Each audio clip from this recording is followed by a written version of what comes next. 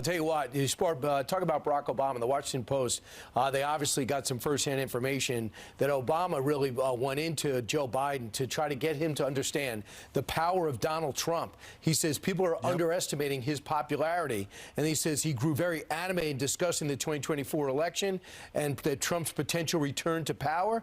He also says they got to do better to have at his campaign headquarters in Delaware. He says he long harbored worries about Trump's political strength, telling Biden during a private lunch last summer that Trump is a more formidable candidate than anyone realizes.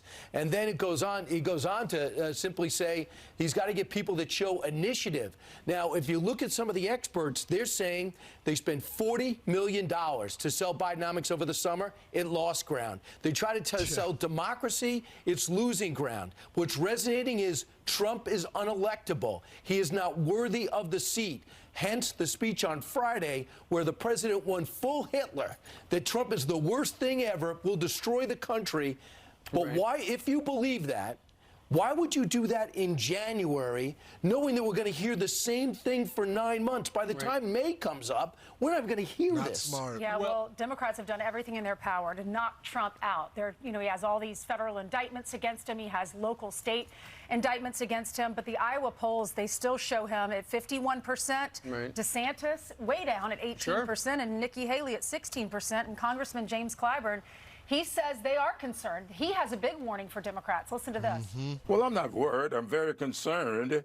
And I have sat down with President Biden. I don't know. I saw those reports.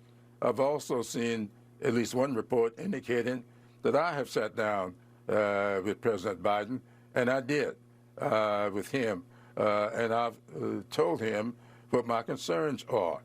I have no problem with the Biden administration and what it has done.